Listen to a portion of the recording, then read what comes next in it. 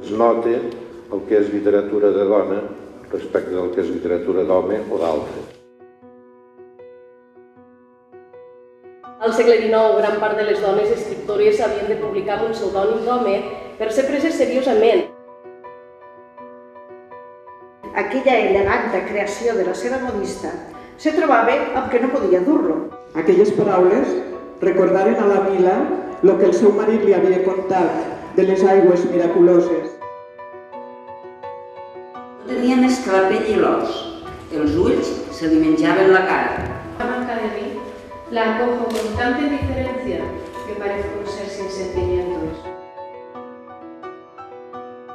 Saben trobar en l'espai, gravat per l'eternitat, tot el que ha passat en el món, tot el que hi passarà.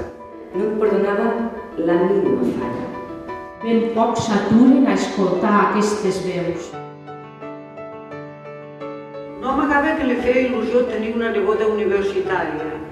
Òptic expert, em miro la mirada de la gent dintre de l'ull eixut.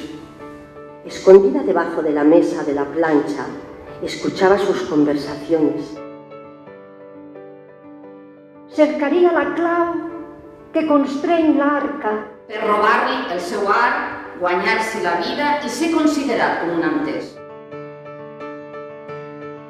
Els ulls sortits, les espatlles esfonzades. Deixar senyal de sal on l'ona manqui. Tanmateix, aleshores, em mirava les coses del món amb un cert esquematisme.